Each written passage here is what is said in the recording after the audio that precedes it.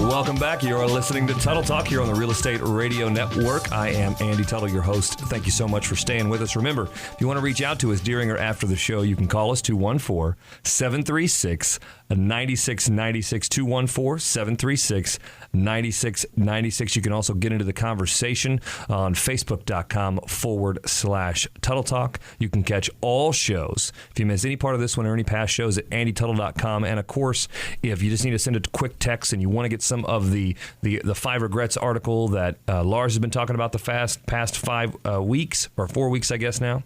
And if you want to get my article about the 3 surefire steps that you need to take to make sure you buy right in this market, you can text the number 72727, text 72727, and type Talk Now, all one word, no spaces, Talk Now to that number, and you'll get all the information that you need there.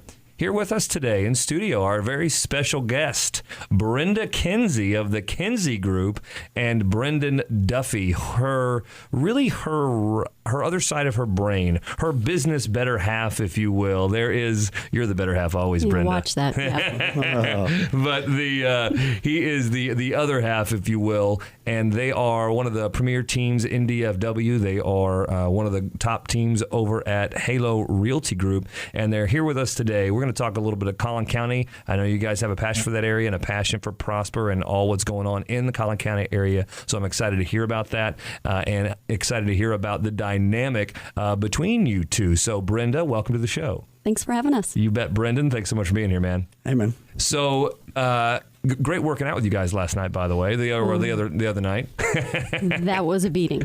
So we go to Dig every Tuesday, Dallas Insanity Group, and I've been going for a couple of months now, and I invited these guys out, and Lars wussed out on us, couldn't join us. Typical. Thank you very much. They don't think you're coming next week, man. I'm there next week. Okay, we'll see. So that's coming up on Tuesday. It's at Clyde Warren Park, 6 p.m. A friend of mine, he's been on the show a lot, Coach Jimmy. He's one of the Insanity cast members, and he teaches the class. It was a hard workout, huh? Absolutely. Extremely. Extremely. It was, man. It's good. It is good. I do it every week, and it's still just as hard. I feel like it's just as hard every week. Okay, so Brendan, you, my man, and I love playing off these two names. Yeah, pronounce the N. Yeah, every time he gets offended. That's right. So let's talk about the fact that you've been an appraiser for 19 years, and now you've gone to the other side of the tracks. The better side. Yeah, I'm going to say, okay, yeah. The jury's out on that. Okay, yeah. It's not. Yeah. So what's the major difference that you see? How has that transition been? Transition's been good. I came over to this side because I enjoy working with the people more. I love the appraisal side. That's always going to be a part of me. Been doing it so long, it's hard to think outside that kind of appraiser box. But working with the clients, getting to explain to them how the process is for the appraisal process, the different sides from what the typical realtor is going to tell you as far as how they're coming up with their numbers, what kind of numbers you can expect from what appraiser standpoint is, working with the people that way. Why did you say like that? I mean, realtors always come up with very exact numbers, exactly how an appraiser would value a house. Isn't that right, Brenda? Yeah, let me interject something. When Brendan joined the team, I would always say, hey, what do you think we should list this house for? He'd come back with, $250,000. I said, well, what's that price per square foot? He'd always look at me with this blank look and say, I don't do price per square foot. Well, that's realtor lingo. So a few weeks ago, I heard him quote price per square foot. So I know he is now truly on the other side. Oh, no, she poisoned you. She got you. She sucked you in. Well, I knew she was going to ask for it, so I already worked the numbers out. I still don't do about price per square foot. Hey, why is that? Because this is a big deal. Because consumers and realtors, because I think this gives you guys, I think you guys think you have an edge too, I would say. Because a client, homeowners, you got to think about this. This is very rare to have an appraiser on the real estate side of things. You're really going to know what your house is worth before, and that's what matters. 99% of the time, I tell you, it doesn't matter what the realtor tells you your house is worth. It matters what the appraiser is going to appraise it for. But now with this team, you actually have an appraiser on the team. And that's a major deal because you're going to really be able to be more accurate, I would imagine, Brendan. So why is it that you don't do price per square foot? The way the realtors do it, you can take too many shortcuts with that. You can make the numbers work for you either way. You can make them go higher, you can make them go lower.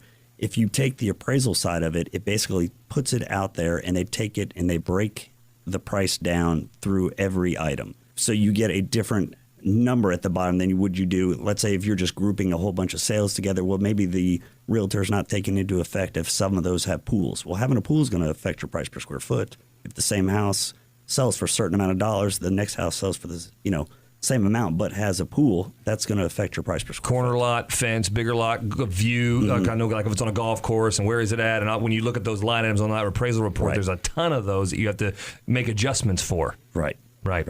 And as a real estate agent, we do the same. We just do it in a little bit different of a way. So I'll take a house that has a pool, give it a value, then I break it down price per square foot, and then do the difference. So I think in the end, we do the same, but we just talk a different lingo. Right. Yep. So do you find that both of you together help the homeowner? Because every seller, and no offense, guys, I'm the same way. Thinks our house is the prettiest. Your house is the best on the block, and you did this and this to it, and it was wonderful, and that's why it should be the best. But that's not what really matters, unfortunately. So how do you help communicate that to the client? What do they need to know? Well, having Brendan on the team, I think, gives credibility, because when we are in listing appointments, and I can refer to his experience as an appraiser for so many years, it kind of takes it out away from the salesperson. People see real estate agents as salespeople. Appraisers are appraisers. So I think it gives some credibility, and it just builds some trust with that client, knowing that there's an in-depth level of knowledge there. Yeah, I agree with that, because obviously I deal with the appraisal report all the time, and we look at that, and we, as the mortgage lender, we get into trouble when the appraiser brings it in low. We can't choose the appraiser anymore. We can choose from a panel of, and you guys have had handcuffs on you for the last few years when those regulations changed. Mm-hmm. And, in my opinion, here, tell me what you think of this, Brendan, and you're listening to Tuttle Talk here on 660 AM The Answer, and we're talking to the Kinsey Group. Brendan, so I think that the value should be what the seller was willing to sell it for and what the buyer was willing to pay for that home. And so if you're the highest priced house in the market, that's okay. That's a sign that the market should move up that way, but that's not the market that we're in. If you're the highest house on the market, guess what? It's not going to come in. It's not going to praise. So what do you think? Is that a problem, or do you think that's the right way? Do you think those regulations were correct? Should we do it the way that it is now? Well, things had gotten way out of control prior. So I understand the regulations that they were working in. The problem that I think that you're having with the appraisal process is it's a tiered program. It kind of follows the market, but it can't catch up as fast as the market. When this market just spiked a few months ago, there's no way the prices can jump up that high. We've had builders that are just naming their price, and you've got people buying them, but they haven't even sold anything near that. I understand their costs are going up, everything's going up, but they can't. The appraisal process is lagging behind there. Well, and I'll tell you, that's actually the reason I think they did it in the first place, because builders were doing that, and they're honestly, and not builders aren't the problem, but there were some builders out there that were one bad apple spoils a whole bunch and causing a problem for the good builders and the good other people out there. And I agree with you. Market value is what somebody wants to buy a certain property for and what somebody's willing to pay for it. Absolutely. The problem comes into the fact when you're borrowing money for it.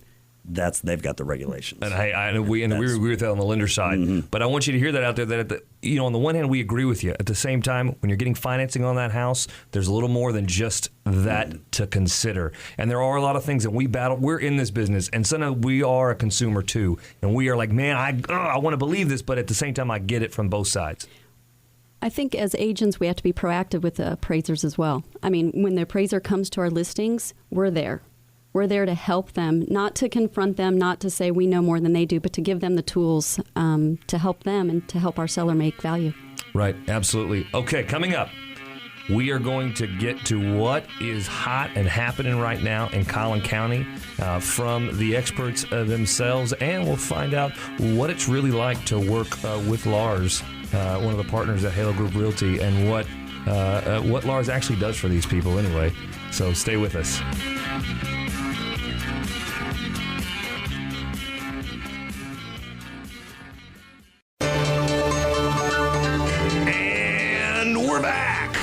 Welcome back to Tuttle Talk here on the Real Estate Radio Network, 660 AM The Answer. Thanks so much for staying with us. We are with Brenda and Brendan, Brenda Kinsey of the Kinsey Group and Brendan Duffy. They are expert in real estate game, and what's cool is Brendan has also been an appraiser for 19 years, so they have a very unique perspective. Guys, not only on how to value homes for sellers, but also you know what's going on in the market. You know what's hot, and that's important for you out there to know that you got to have realtors, and it's important to have realtors that know what's going on in the market and what the trends are and where things are going. And everybody's talking about this anyway. But Collin County and Prosper and everything that's going on up north right now, there's just so much activity. And you guys are right there in the middle of that. Yep, absolutely. I remember back probably in April, maybe March, when I realized the market was definitely shifting. Had a unique property up in the Salina area, not something that you would find very often. So it was a challenge getting it listed in the sense of what price to put on it. But we came up with a very good price, and within a week and a half, we had 2 offers. Actually, we had 3 offers. And that's when I knew something's changing in the market. We accepted one, and the other one was just distraught. So they wanted to go into a backup position. And within 2 or 3 days out of executing the first offer, the second one went into position, and I received an email, one like I've never received before. And any agent that I've talked to that's been in the business 15, 20 years has never experienced this either. The buyer of the backup offer literally offered my first contract $10,000 to walk away. And this was really before the everybody was talking about the market picking up. I mean, this was just, and that's when I knew the market definitely was shifting in Collin County and other parts of the North Texas area. $10,000. So just get out of this. It was a $300,000 house, so Yeah. we weren't talking $1 million home. Right. And here's the thing: is the first buyer refused. No. They said no. Wow, what was this house on some kind of a buried treasure that they had a map to that you guys didn't know about? maybe we need to go back. Goonies deal? What's going on here? Yeah, absolutely. So that's when we realized the market was shifting. It's been fun. It has its challenges as well.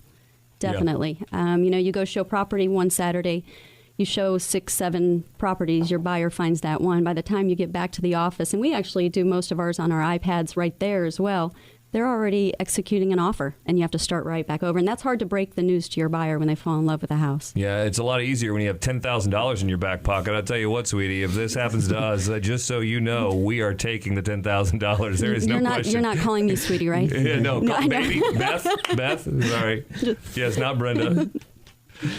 So yeah, we're taking that. That's ridiculous. So that's a good sign. I'm glad you figured that out. Obviously, that's good to know what's going on. And now we're in that hot market, and we've been in it, and now we're cooling down a little bit. You're seeing multiple bids cool down a little bit. Where are we at right now? Yeah, we are. What's the pulse? Well, I say that, but just yesterday received multiple offers on a house that's been on the market for 3 days, but there was only 2, not 5 or 6. So yeah, I would say we're cooling down a little bit. Kids are in school, things have settled down, but it's still a hot market. That's right. It's still hot. It's still good. So get out there. This is still a great time to get in the market and get in the game out there. So very quickly, speaking of the game and where you're experts in Collin County, what's happening up there? I know there's just a lot of movement, a lot of activity. And do you have any? Can you quantify any of that for us? Because everyone's talking about what's going on up there. Yeah, we actually took a look at some statistics today, and in Collin County specifically, closed sales were up 23.5% from last year to this year. The average sales price was up 10.5%. And the other appreciation. Yeah, exactly. The other problem we're having actually is inventory's low. And this statistics proves it. It's down 28%. So there's 28% less houses on the market for buyers to purchase than there were last year. And days on market have dropped from 56 to 33. Whoa. So very quick, that's a snapshot of where the market is at right now. And 10%, the average of Case-Shiller all of Dallas was 8%. So Collin County is even 2% hotter than that. So you're in a good spot. Collin County is a great place to buy right now, and it's going to continue to be a great place to buy. And if you want to have a fantastic set of realtors to help you buy there, you can call us 214-736-9696, and we'll connect you with the Kinsey Group. In fact, they are also offering right now to the listeners and the callers of the show free inspection. Is that right? That is, yes. Guys, that usually runs you $300 to $500. That is an awesome saving. So you can call us 214-736-9696. Ask for the free inspection. We'll get you with the Kinsey Group, and you can also find them directly at thekinseygroup.net, correct? That's correct. Guys, thank you so much for being on the show today. Really appreciate you. Thanks for having us. Thanks for having us. You bet.